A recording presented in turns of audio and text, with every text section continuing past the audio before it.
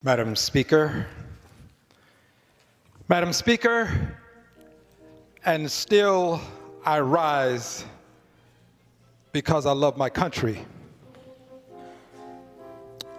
And I rise tonight on the Republican side of what we call the aisle.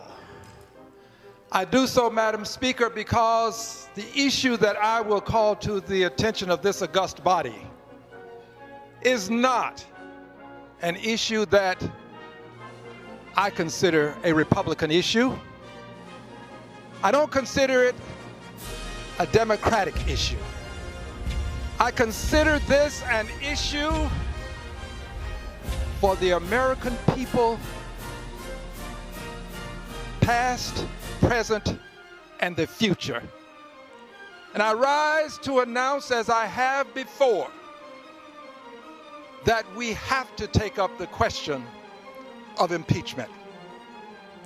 There are many things that are being misunderstood. I trust that I can bring some degree of clarity to the issues that are misunderstood. I have people in my community, one example, members of the clergy, that I've had to explain some very tough votes to. And before I get to some of the nuances of the explanation that I'd like to give, let me just tell you who I'll be voting for when I take this tough vote. I'll be voting for the slave mother who had a baby ripped out of her arms, taken to the auction block. This is why I can relate to those mothers on the border who've had their babies ripped out of their arms. I can relate because I understand the historical context. I'll be voting for them. Tough vote, but I'll be voting for the slave father who never got to see his child. I'm an ally of the LGBTQ community. I'm going to vote for those persons who have been discriminated against. That's why I brought articles of impeachment. Pardon me for using a personal pronoun. My mother taught me better.